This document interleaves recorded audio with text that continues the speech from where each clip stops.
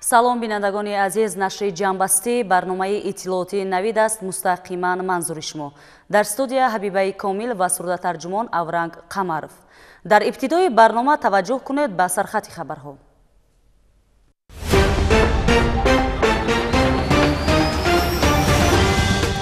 интихобкунандагон бо бартарии барномаҳои пеш аз интихоботии интихобшавандагон шинос мешаванд. номзадҳо ба вакилии маҷлиси намояндагони маҷлиси олии ҷумҳурии Тоҷикистон дар шаҳру ноҳияҳо бо интихобкунандагон мулоқот карданд. хуррамгардонӣ ба хотири тозагии ҳавои атмосфера сокинони Хуросон шоҳроҳи Душанбе Бохтарро сарсахт. имрӯз сарвазири ҷумҳурии Тоҷикистон Қоҳир Расулзода дар ҳамоиши сеюми иқтисодии баҳри Хазар ки дар шаҳри Теҳрон доир шуд, иштирок ва сухаронӣ намуд. тафсилот дар ин хусус. 18 феврал сарвазири ҷумҳурии Тоҷикистон Қоҳир Расулзода дар севумин ҳамоиши иқтисодии баҳри Хазар ки дар шаҳри Теҳрон доир шуд, иштирок ва сухаронӣ намуд. нахуст сарвазири мамлакат паёми самимонаи президенти ҷумҳурии Тоҷикистон пешвои миллат муҳтарам Эмомалӣ Раҳмонро ба иштирокчиёни ин ҳамоиш расонида, аз роҳбарияти ҷумҳурии исломии Эрон ҷиҳати ба ҳайси меҳмони фахрӣ даъват шудан ва пазироии гарму самимӣ изҳори сипосу миннатдорӣ намуд. тазаккур дода шуд ки ҳамоиши баҳри Хазар ҷиҳати рушди ҳамкориҳои минтақавӣ ва байналмилалӣ дар соҳаҳои гуногуни иқтисоду тиҷорат, аз ҷумла энергетика, нақлиёт ва ҳифзи муҳити зист ба як заминаи мусоид табдил ёфтааст. маҳз дар шароити таҳаввулоти иқтисоди ҷаҳонӣ он барои рушди устувор ва таҳкими ҳамгироӣ на танҳо миёни кишварҳои ҳавзаи Хазар, балки дигар кишварҳои минтақа аҳамияти хоса пайдо намудааст. ҳоло минтақаи баҳри Хазар ба ҳайси яке аз марказҳои стратегӣ ба тавсеяи ҳамкории иқтисодию тиҷоратии кишварҳои минтақа ҳамаҷониба мусоидат менамояд. танҳо дар соли 2024 ҳаҷми гардиши мол миёни Тоҷикистон ва кишварҳои минтақа наздики 20% афзоиш ёфта, дар ҳаҷми умумии гардиши савдои кишвар беш аз 40%-ро ташкил менамояд ва иқтидорҳои мавҷуда дар самти мазкур зиёданд. дар ҳамин замина таваҷҷӯҳи иштирокчиён ба рушди долони байналмилалии нақлиётии Трансхазар ки Осиёи марказиро ба Аврупо мепайвандад ҷалб карда шуд. иброз шуд ки Тоҷикистон бо 98% нерӯи барқи аз манбаъҳои таҷдидшаванда истеҳсолшаванда омода аст содироти энергияи сабзро ба кишварҳои ҳавзаи Хазар густариш диҳад. бо таваҷҷӯҳ ба соҳаи саноат изҳори итминон карда шуд ки дар заминаи татбиқи лоиҳаҳои муштарак дар соҳаҳои мошинсозӣ, саноати химия, металлургия ва кишоварзӣ натиҷаҳои дилхоҳ ҳосил мешавад ва ҷониби Тоҷикистон омода аст барои сармоягузории кишварҳои ҳавзаи Хазар шароити мусоид фароҳам оварад. дар идома сарвазири кишвар таваҷҷӯҳи ҳозиринро ба ҳифзи муҳити зист ва ташаббуси ҷаҳонии Тоҷикистон эълон гардидани соли 2025 ҳамчун соли байналмилалии ҳифзи пиряхҳо ва ҷонибдории Созмони Милали Муттаҳид аз он ҷалб намуда, ҳозиринро барои иштирок дар конфронси байналмилалии сатҳи баланд бахшида ба ҳифзи пиряхҳо ки рӯзҳои 29-30 майи соли равон дар шаҳри Душанбе баргузор мешавад, даъват намуд.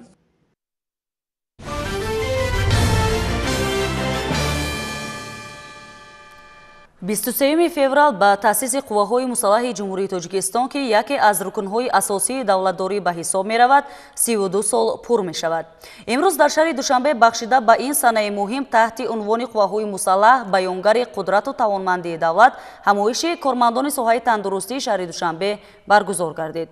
гузориши ҳамкоронамон дар ин хусус.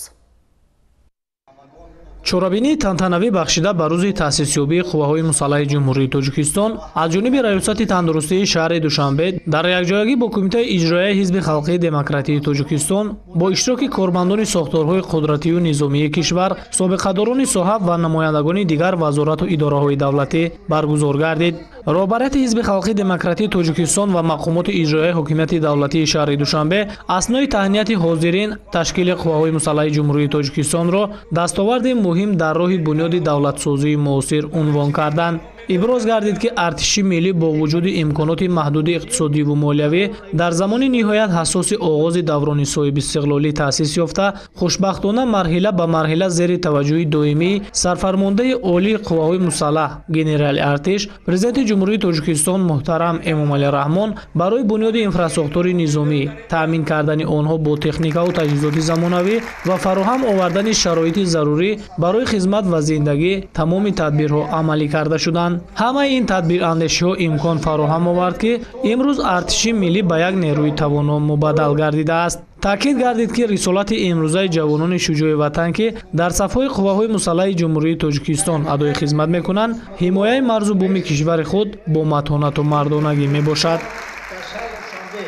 дар ин чорабинӣ зиёда аз 1700 нафар кормандони соҳаи тандурустӣ ва хушбахтона 250 нафар сарбозони шуҷои ватан ҳамчун меҳмон ба ин чорабинӣ даъват шуда ва дар чорабинӣ ширкат намуданд.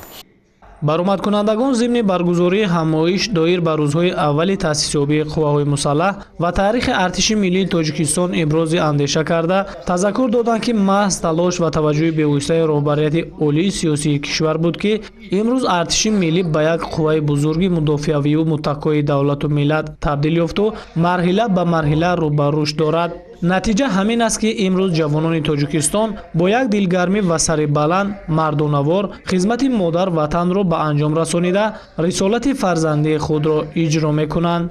дар интиҳои чорабинии тантанавӣ ба муносибати солгарди 32-юми таъсисёбии қувваҳои мусаллаҳи ҷумҳурии Тоҷикистон аз ҷониби дастандаркорон ба хизматчиёни ҳарбӣ ва пешбарандагони сиёсати давлатии ҷавонон тӯҳфаҳои хотиравӣ супорида шуд.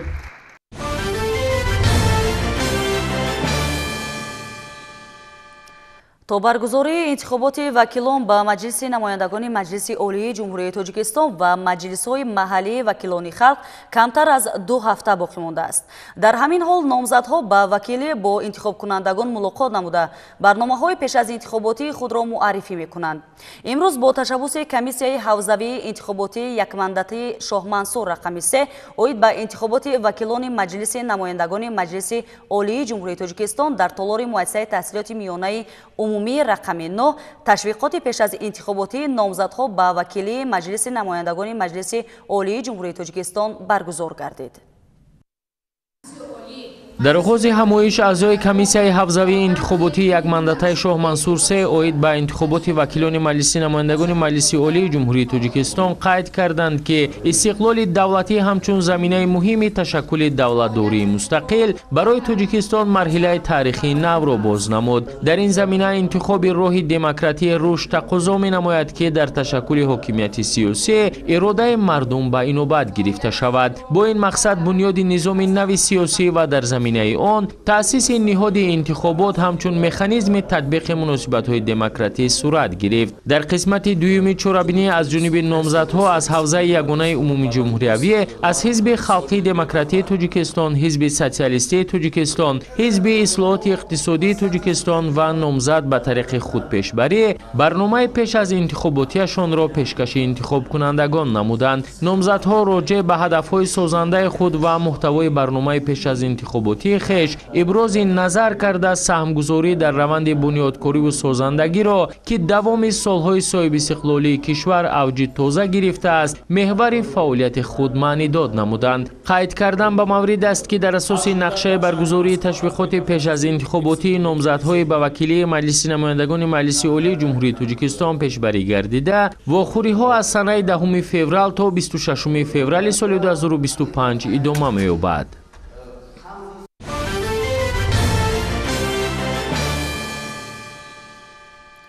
чунин як мулоқоти дигари номзадҳо дар шаҳри Исфараи вилояти Соғд низ баргузор гардид.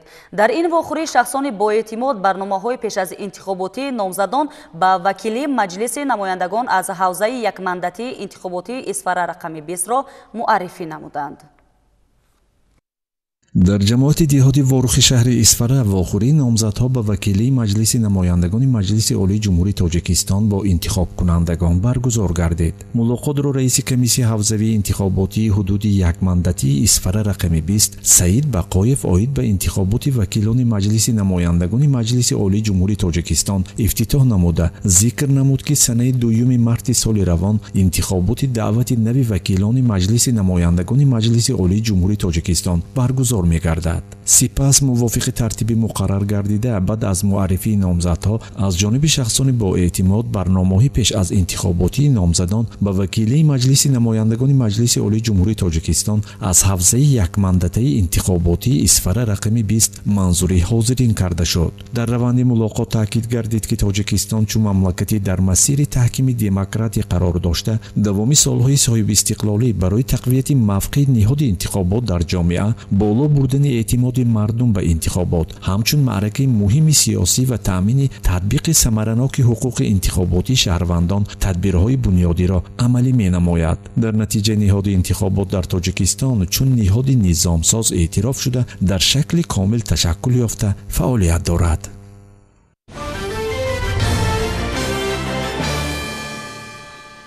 در ناحیه رشت نیز معرفی برنامه پیش از انتخاباتی نامزدها به وکیلی مجلس نمایندگان مجلس عالی جمهوری تاجیکستان از حوزه انتخاباتی یک مندتی رشت رقم 12 با انتخاب کنندگان برگزار گردید. در تالار قصر فرهنگ ناحیه رشت واخوری نامزدها با وکیل مجلس نمایندگان مجلس عالی جمهوری تاجیکستان از حوزه یک مندتی انتخاباتی رشت 12 با سکنون جماعت شهرک غرم برگزار شد. از حوزه انتخاباتی یک مندتی رشت 12 4 نامزد از جمله نامزد به حزب خلقی دموکراتی تاجیکستان و 3 نفر به طور خودپیشبری به قید گرفته شده است. در چهاربینی نامزدها با وکیل مجلس نمایندگان مجلس عالی جمهوری تاجیکستان ایدیزاده فیضعلی فوزیلشاه، نرگس مجیدова، کرامت الله زویرو، جمیدوف محمد امین با انتخاب کنندگان واخورده برنامه‌های خود را معرفی نمودند. ذکر گردید که انتخابات در حیات سیاسی رویدادی مهم محسوب یافته در تشکل ساختارهای حکومت قانونگذار و اداره‌کنی دولت نقش کلیدی دارد. اشتراک فعالانه شهروندان در این معرکه مهم سیاسی بر رشد دولتداری ملی و تامین حقوق شهروندان مساعدت می‌نماید. در جریان ملاقات بین نامزدها و اشتراکچیان صحبت مفید دامنه‌دار صورت گرفت. در نوبت خویش ساکنان ابراز نمودند که در انتخابات فعالانه اشتراک نموده سهم خود را برای در سطح ضروری برگزار گشتن این معرکه مهم سیاسی می‌گذارند.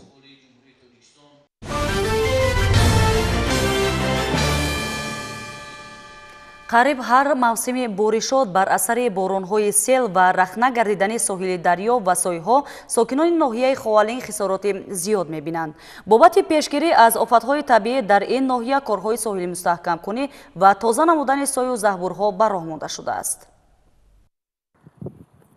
در ناحیه خوالین 14 موضع آسیب‌پذیر به قید گرفته شده است که 7 موضع آن خطرزا میباشد. برای پیشگیری از سیل و آبخیزی بخش کمیته حالت‌های فوق‌العاده و مدافع گردنی با مقامات اجرایی حاکمیت دولتی جهت به خطر گردانیدن موضع‌های آسیب‌پذیر چاره‌جویی دارند. در موضع‌هایی که سال گذشته بر اثر باران‌های سیل و لنگار گردیده بودند کارهای برقرارسازی طریق حشر با جلب صاحبکاران و ساکنان ادامه دارند. همین گونه کارهای برقرارسازی در دهه لاهوتی جماعت دهات لاهوتی برای مانده شده است. برای بین دهه که شسته گردیده بود با کشانیدن سنگ و شغل برقرار گردیده ایستاده است. در حدود جماعت‌های شهرک دهات ناحیه خوالین حشرهای دست جمعانه با مقصد پیشگیری از آفت‌های طبیعی تشکیل و گذرانده ایستاده ایم. مقصد اساسی ما این پیشگیری از حالت‌های فوق‌العاده میباشد. در کارهای برقرارسازی تکنیک‌های ساحوی و متخصصان جلب گردیدند. ساکنان دهه نیز در حشرها فعالانه شرکت می‌ورزند. همزمان در مرکز جماعت و دهه‌ها جبرهای آبگذر کنار راه‌ها را تازه می‌نمایند.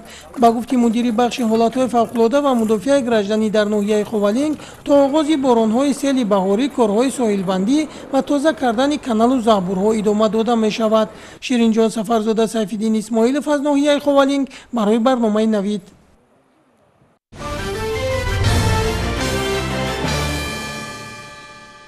سرسبز گردانیدن محیط زیست و شینانیدن درختان سایه افکن و میوه‌دهنده برای باز هم شکوفان گردانیدن یک گوشه کشورمان مساعدت می‌نماید.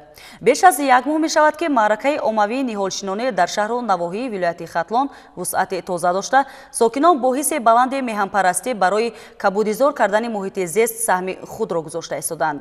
این نوبت در اساس نقشه چاره‌بینی مقامات اجرایی محلی حاکمیت دولتی ناحیه خراسان، معرکه عمومی نهالشینانه در شفاعت شاهرای автомобилгарди душанбе бохтар доир гардид.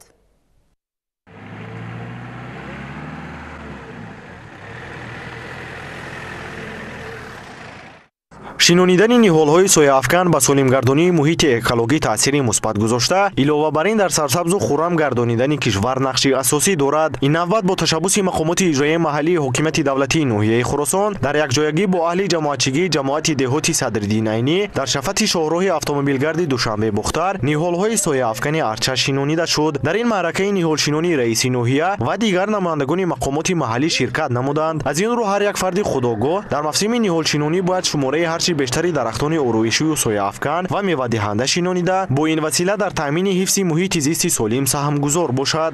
мо имрӯз ба нақша дорем дар ҳамин ҷамоати деҳоти Садриддин Айнӣ зиёда аз 650 адад ниҳолҳои ҳамешасабз шинонда истодем ба ҳашари дастаҷамонаи ҳамин мардум ташкилоту муассисаҳо маҳаллаҳо дар якҷоягӣ барои сабзу хуррам гардондани кишвари худ мо ҳаракат мекунем ки дар ду қабати ҳамин шоҳрои Душанбе Бухтари панҷи поён ниҳолҳои ҳамешасабз бишинонанд. лозим бо ёдоварист ки барномаи кабудизоркунии ҷумҳурии Тоҷикистон барои давраи то соли 2040 яке аз иқдомҳои муҳими мамлакати мо дар самти ҳалли мушкилоти обу иқлим арзёбӣ мегардад. аз ин рӯ сокинони ҷамоатҳои шаҳраку деҳоти ноҳияи Хуросон аз худ масъулияти баланди ватандорӣ нишон дода барои хуррам гардонидани муҳити зист саҳми арзанда гузошта истоданд.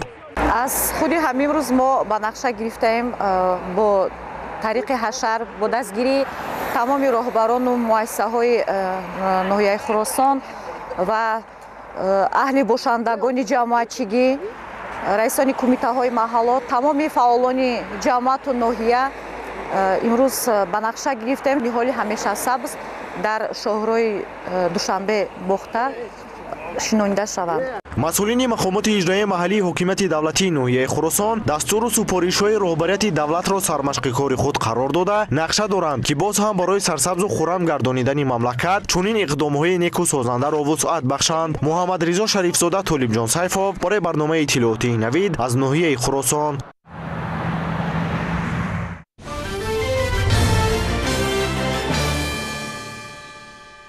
дар шаҳри Душанбе курси омӯзишии ҷавонон пайравони пешвои миллат оғоз ёфт. ин чорабинӣ бо tashabbusi кумитаи кор бо ҷавонон ва варзиши назди ҳукумати ҷумҳурии Тоҷикистон аз ҷониби ташкилоти ҷамъиятии пайравони пешвои миллат роҳандозӣ шуда беш аз 100 нафар ҷавонони фаъоли муассисаҳои оливу миёнаи касбии мамлакат ва хизматчиёни давлатиро ба омӯзиш фаро мегирад. ҳаминак давоми чанд сол аст ки бо tashabbusi кумитаи кор бо ҷавонон ва варзиши назди ҳукумати ҷумҳурии Тоҷикистон аз ҷониби ташкилоти ҷамъиятии пайравони пешвои миллат курси омӯзишии ҷавонон пайравони пешвои миллат баргузор мегардад. ин тадбир бо мақсади баланд бардоштани сатҳи дониш ва малакаи роҳбарии ҷавонон, бедор намудани ҳисси ватандӯстиву меҳанпарастии ҷавонон ва амсоли ин амалӣ карда мешавад. дар рафти баргузории маҳфили омӯзишӣ маърузатчиён аз ҳисоби роҳбарони аввали вазорату идораҳо даъват гардида шунавандагони курс давоми 3 моҳ аз фаъолияти сохторҳои давлатӣ аз наздик шинос мегарданд. оғози маҳфили омӯзишӣ бо иштироки раиси кумитаи кор бо ҷавонон ва варзиши назди ҳукумати ҷумҳурии Тоҷикистон Зулфиқор Гулаҳмадзода рӯйдаст гирифта шуда дар кори он беш аз 100 нафар ҷавонони фаъоли муассисаҳои оливу миёнаи касбии мамлакат ва хизматчиёни давлатӣ иштирок намуданд. мақсад аз баргузории курси мазкур ин боз ҳам дар замири ҷавонон бедор намудани ҳисси худшиносиву худогоҳӣ ва дар ин замина аз мактаби давлатдории роҳбари ҷавонпарвари миллат пешвои муаззами миллат огоҳ гардидани онҳо мебошад. дар ин курс барои шунавандагон ҷалб гардида мешаванд вазирон, раисои кумитаҳои давлатӣ, раисони кумитаҳои назди ҳукумат ва тамоми ходимони сиёсиву шоирону адибоне ки дар риштаи худ муваффақ гаштанд ва ҳамчун пайрави пешвои миллат барои пиёда сохтани ҳадафи имрӯзаи ҳукумати ҷумҳурии Тоҷикистон камари ҳимат бастанд. бо мақсади муҳимияти курсҳои мазкур имрӯзҳо аз ҳисоби ҷавонони фаъоли маҳал ва минтақаҳо дар назди бахшҳои кор бо ҷавонон ва варзиши 68 шаҳру ноҳияҳои мамлакат чунин маҳфилҳои омӯзишӣ бо иштироки роҳбарони муассисаву ташкилотҳо ва идораҳои дахлдор ташкил хоҳад шуд ки ин омил боиси бедор гардидани завқи меҳандӯстии ҷавонон мегардад. тадбири омӯзишии пайравони пешвои миллат дар як ҳафта 2 маротиба баргузор шуда он давоми 3 моҳ идома мекунад ва дар рӯзҳои таҷлили рӯзи ҷавонони Тоҷикистон иштирокдорон бо шаҳодатномаи хатм сарфароз гардонида мешаванд.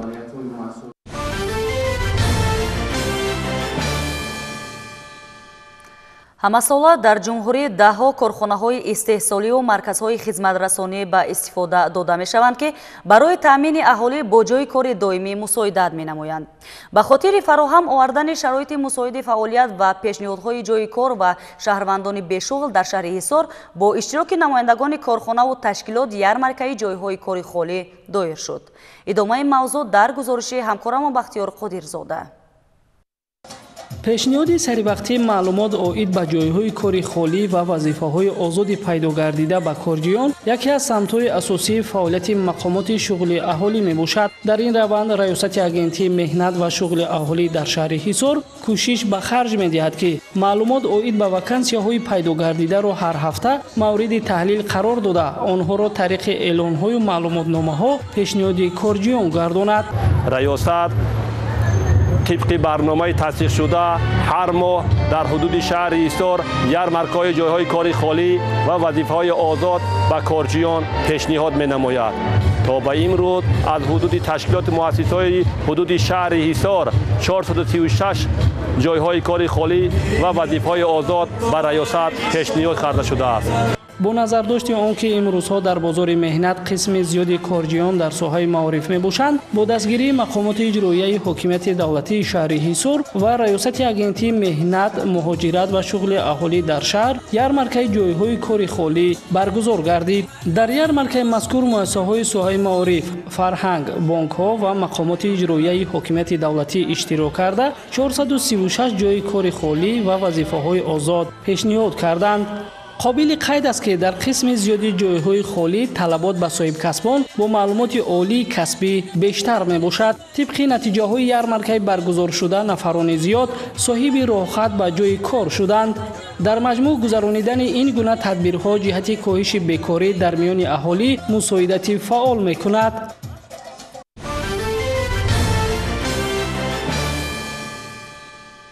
фаъолияти бонувон дар меҳвари сиёсати ҳукумати ҷумҳурии Тоҷикистон қарор дорад ва пайваста барои баланд бардоштани мақоми занон дар ҷомеа тадбирҷӯиҳо сурат мегиранд.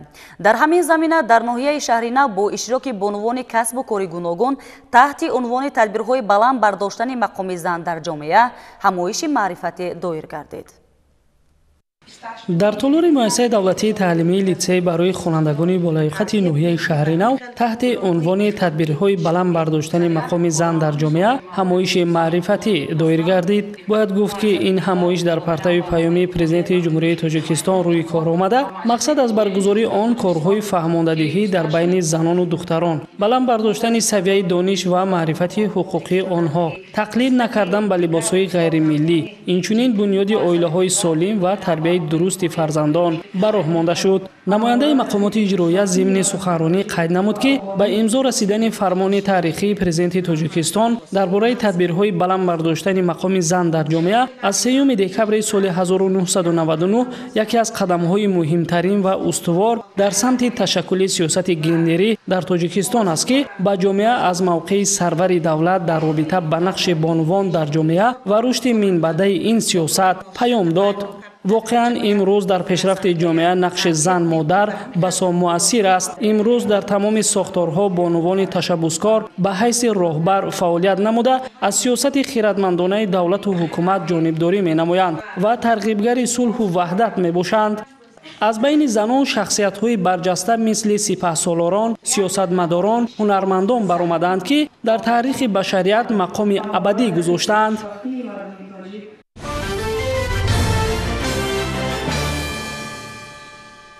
ҳамасола 21 феврал дар аксар кишварҳои ҷаҳон рӯзи байналмилалии забони модарӣ қайд карда мешавад. бахшида ба ин сана бо ибтикори кумитаи забон ва истилоҳоти назди ҳукумати ҷумҳурии Тоҷикистон таҳти унвони рушди забонҳои модарӣ дар замони истиқлол ҳамоиши илмӣ амалии ҷумҳуриявӣ баргузор гардид. забони давлатӣ имрӯз дар марҳилаи рушд қарор дорад ва ҳар фарди ҷомеаро зарур аст ки нафосати забони модариро риоя карда онро аз олудашавӣ ҳифз намояд. қоида ва имлои забони тоҷикиро на танҳо омӯзгорону аҳли илм, балки ҳар як шаҳрванд бояд риоя кунад ва дар қатори дигар арзишҳои умумимиллӣ ҳамаҷониба ҳифз намояд.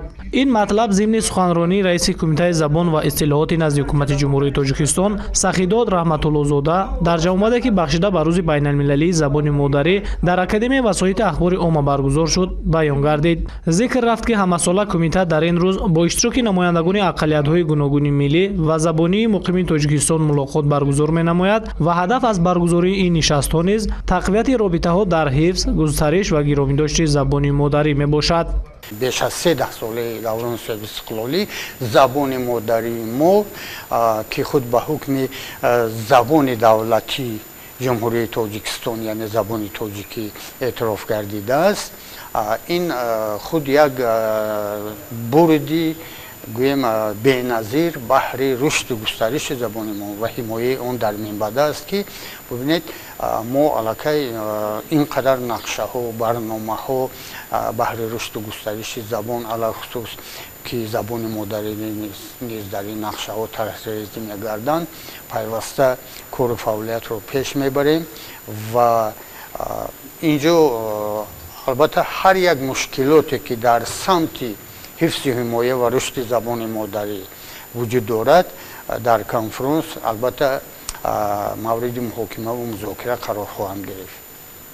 тазаккур дода шуд ки забони модарии мо ба пояи истиқлоли ватан ба давраи сифатан нави рушду густариш дохил шуда истодааст. Ин ҳолат моро бо андешидани иқдомоти нав дар ҷодаи рушди минбаъда ва ҳамоҳангсозии инкишофи забони модарӣ бо раванди ҷаҳонишавии иттилооту захираҳои иттилоотӣ водор месозад. таъкид гардид ки мо бояд дар чунин шароит саъю кӯшиш намоем то рисолати забони модарии худро ҳифз намуда ҷараёни таблиғу густариши инкишофи онро таъмин намоем. ҳамчунин дар тадбири мазкур аз ҷониби олимону забоншиносон ва устодони донишгоҳу донишкадаҳои кишвар беш аз 40 маърузаи илмӣ мавриди баррасӣ қарор гирифт. аз рӯи ҳамаи он тавсияву пешниҳодҳои вобаста ба мушкилоту ҳалли масоили марбут ба забони модарӣ ки дар ҳамоиш мавриди муҳокима қарор гирифтанд, кумитаи забон ва истилоҳот тасмим гирифтааст то ҷиҳати амалишавии масъалаҳои ҳалталаб назорати ҷиддиро ба роҳ монад.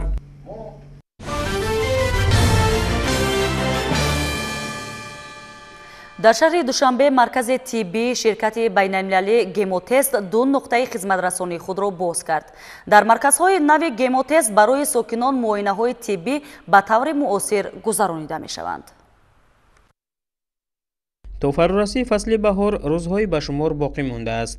ин мавсим замони бедоршавии табиат ва инчунин вирусҳо, аллергенҳо ва бемориҳои музмин мебошад. агар ин давра ба шумо низ таҳдид мекунад, пас метавонед барои солимии худро нигоҳ доштан дар давоми ҳамагӣ як рӯз бидуни навбат, стресс ва хароҷоти зиёдатӣ аз муоинаи пурра гузаред. дар душанбе 2 маркази тиббии ширкати байналмилалӣ гемотест ифтитоҳ ёфт. яке аз онҳо дар кӯчаи камонгарони пойтахт воқеъ аст. дар ин ҷо мизоҷон метавонанд аз санҷишҳо гузаранд, аз духтури терапевт машварати ройгон гиранд, бо тахфифи 50% аз сабти барқии дил гузаранд ва ба мутахассис муроҷиат кунанд. дар ин марказҳо ҳафтаҳо интизорӣ кашидан барои вохӯрӣ бо табибон, роҳхат барои гузаштан аз таҳлилҳо ва сипас барои натиҷаи санҷишҳо баргаштан лозим намеояд. ба шумо танҳо лозим аст ки дар вақти мувофиқ ба духтур муроҷиат кунед. терапевт ташхис мегузаронад, санҷишҳои заруриро таъмин мекунад ва тавсияҳо медиҳад ва ҳамаи ин комилан ройгон аст. дар худи ҳамин шуъбаҳо шумо метавонед фавран санҷишҳоро супоред, инчунин аз ташхиси ултрасадо, сабти барқии дил ва флюорография гузаред. маркази тиббии гемотест дар кӯчаи камонгарон 7 машваратҳои тиббӣ аз ҷумла фтизиатр, дерматолог, сироятшинос ва сабти барқии дилро пешниҳод мекунад. Но именно в этот период они никак себя не выдают. Эти тревожные симптомы может только врач с помощью осмотра и результатов анализов. Ведущие эксперты гемотест собрали самые важные исследования для ранней диагностики в одну программу проверки здоровья. Называется эта программа «Страна гемотест». Эти анализы дают представление о работе всего организма. Они подходят людям любого возраста. дар маркази тиббии гемотест воқеъ дар кӯчаи мирзо турсунзода 45 духтурони гинеколог, кардиолог, эндокринолог ба ниёзмандон хизмат расонида ташхисҳои сабти барқии дил ва ултрасадоиро пешниҳод мекунанд. таҳқиқотҳо дар маҷмӯаи озмоишӣ дар душанбе гузаронида мешаванд. ба шарофати ин натиҷаҳои санҷишро рӯзи дигар гирифтан мумкин аст. натиҷаҳоро метавон ба таври электронӣ ва ё дар сомонаи гемотест дастрас кард. Таджикистан стал первой страной, в которой мы запустили новый формат работы – медицинские центры. В них можно сдавать не только анализы, но и проконсультироваться у врачей разных специальностей. Благодаря этому большее количество людей смогут поддерживать свое здоровье и сохранить его на долгие годы. барои он ки ташхисҳо ба буҷаи оила таъсир нарасонанд, ҳамаи санҷишҳоро метавон бо нархи махсуси тахфифӣ супорид. нархи он аз 51 сомонӣ оғоз мешавад. ҳама барномаҳои муоинаи тиббӣ, машварати ройгон бо табибон ва сабти барқии дил бо тахфифи 50% сурат мегирад. барои саломатии худ ва аҳли оилаатон дар гематез аз ташхис гузаред ва фасли баҳорро роҳбаланд ва пур аз нерӯ истиқбол намоед.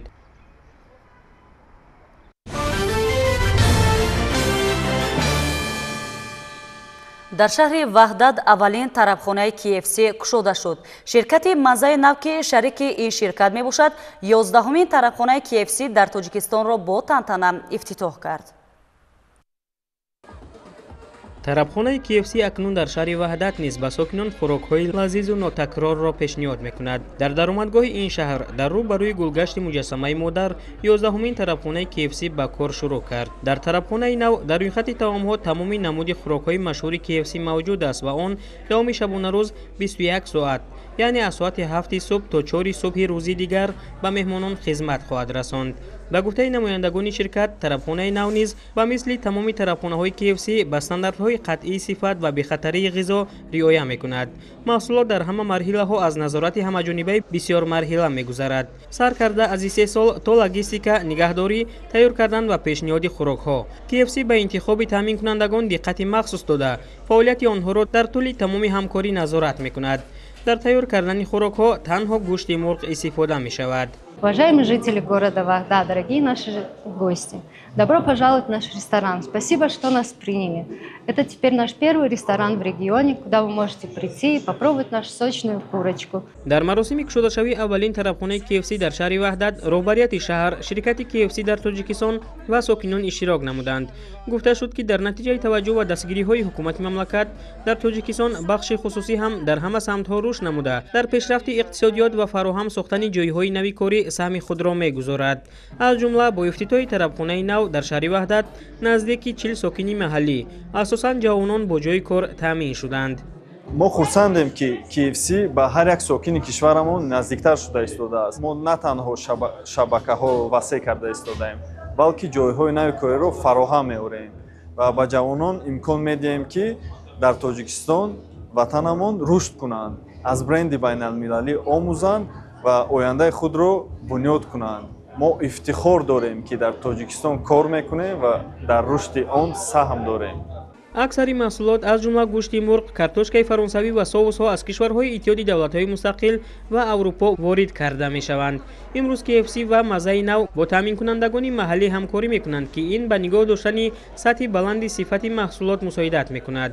рӯйхати таомҳо дар тарабхонаҳо гуногун аст ва барои категорияҳои гуногуни нарх дастрас аст. хотиррасон мешавем ки ширкати маззаи нав соли 2019 бо ҳадафи ифтитоҳи як шабакаи тарабхонаҳои машҳури ҷаҳонии KFC дар Тоҷикистон таъсис ёфта, ягона шарики расмии KFC MENA PAC дар кишвар мебошад.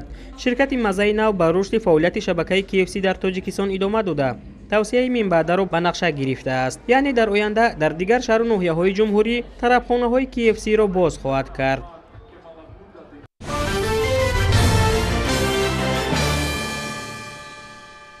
бо мақсади баланд бардоштани тарбияи ҳарбӣ, ватанпарастӣ наврасон ва ҷавонон ба истиқболи солгарди таъсисёбии қувваҳои мусаллаҳи ҷумҳурии Тоҷикистон дар ноҳияи Фархор озмуни ватанпарвар доир гардид.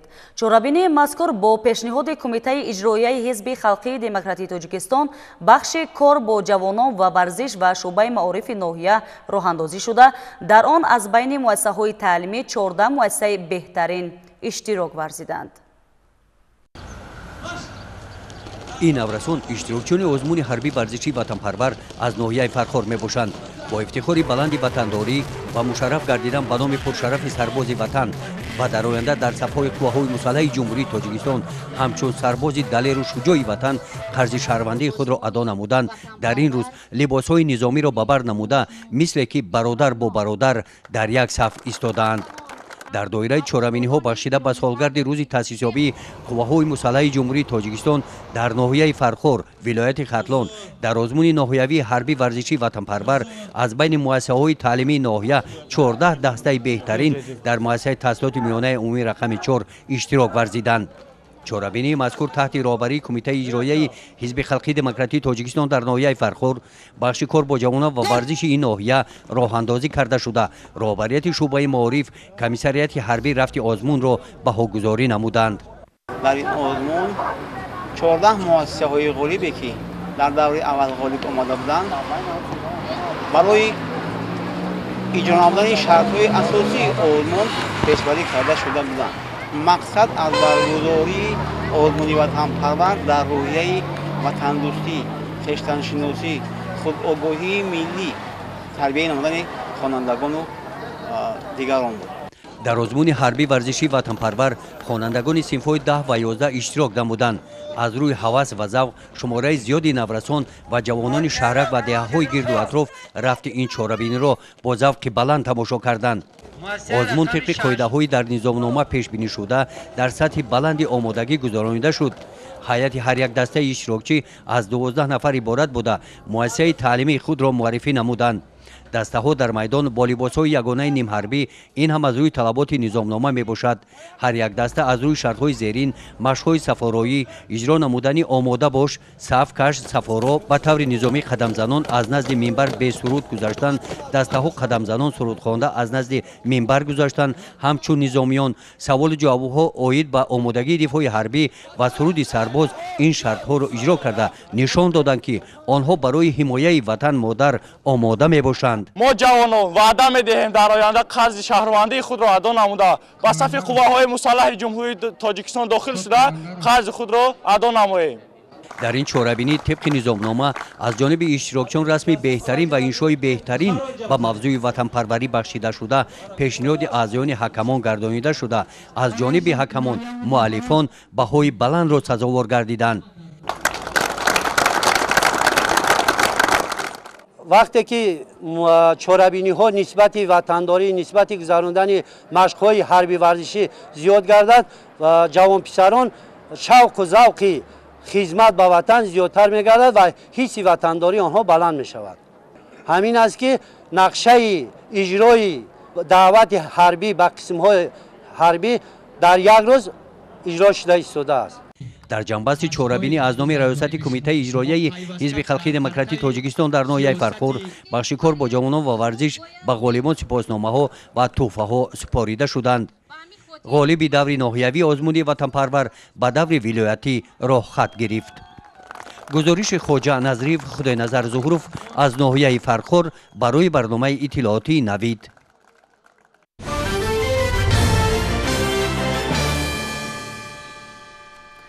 тавре қаблан иттилоъ дода будем дар доираи як сафари ҳунарии худ аҳли эҷоди театри давлатии академияи драмавӣ ба номи Абулқосим Лоҳутӣ давоми чанд рӯз дар шаҳри Хуҷанд намоишномаи тамошобоби худро бо номи Хунхори Торосӣ пешниҳоди тамошобинон гардониданд. ин спектакл ҳар рӯз дар толори пур аз тамошобин дар саҳна намоиш дода мешуд. дар шаҳри Хуҷанд намоиши охирини Хунхори Торосӣ ба саҳна гузошта шуд. дар толори театри давлатии масака ва мусиқӣ ба номи Хоҷа Камоли Хуҷанде дар баробари тамошобинони нав инчунин мухлисоне ҳузур доштанд ки намоишномаро такроран тамошо карданд. ин гувоҳи он аст ки асари мазкур дар дили мардум ҷой гирифтааст. ҳар рӯз мо албатта тамошобинои вазифаи ман қабул кардани ҳар як тамошобин ҳаст. аз 14 мана то имрӯз ҳар рӯз тамошо шудааст. албатта тамошобинҳо пур аст. толаромон пур аст тамошобин ҳар рӯз ахсан гуфта ҳамашон буромада истоданд ва ман ба гуфтосиям ки ҳунармандон ба театр ба раҳмат чунин постановкаҳои мондагишон ба гуфта рафтосиям. намоишномаи мазкур ки аз ҷониби ҳунармандони театри давлатии академияи драмавӣ ба номи Абулқосим Лоҳутии шаҳри Душанбе ба саҳна гузошта шуд дар давоми 7 рӯз тамошобинони зиёдро ба худ ҷалб намуд. ман ҳам мехоҳам ки аз раиси муҳтарами вилоят Раҷаббой Аҳмадзода, аз ҳамаи дастандоркорони театри давлатии масака ва мусиқӣ ба номи Камоли Хуҷандӣ шаҳри Хуҷанд ки ба мо кӯмак карданд дар таи ин рӯзҳо, хеле ба мо ғамхору меҳрубон буданд. ба ҳар васила аз ҳамаи инҳо арзи сипос кунам, ташаккур гӯям. хуб, имрӯз ки мо охирин намоишамон буд, ба ҳар сурат боз ҳамин инқадар ки инҷо таъссуроти нек бардоштем, инқадар ин муҳаббату самимият дидем, ин меҳмоннавозӣ дидем. боз ҳамин як байти ки доим استاد محمد آسیمی میخواندن، اکادمیک آسیمی میخواندن که ودا و وصل جداگانه لذتی دارد، 1000 بار برو 100,000 بار بیا. ما امید داریم که باز با نمایش‌های دیگر همچنین برای ما طوری گفتم این یک افتخار است، یک شرف بزرگ است که ما نمایش‌های نو به خوجند شهر بیاییم، به ولایت سوخت بیاییم. тамошобинон изҳор доштанд ки намоишнома паёми муҳими иҷтимоӣ дошта масъалаҳои мубрими ҷомеаро воқеӣ инъикос менамояд. ҳамчунин қайд гардид ки ҳамкории театрҳои пойтахт ва вилоят боиси рушди санъати театрии кишвар мегардад.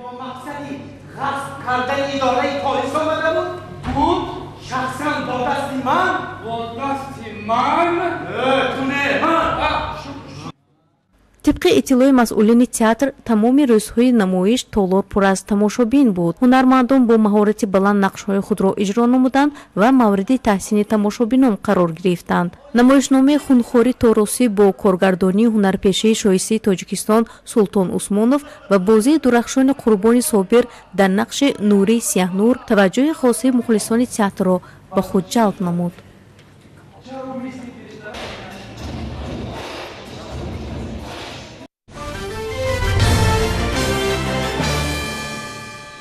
тамошобинони азиз, ин буд барномаи иттилоотии навид ки мустақиман манзури шумо гардонидем.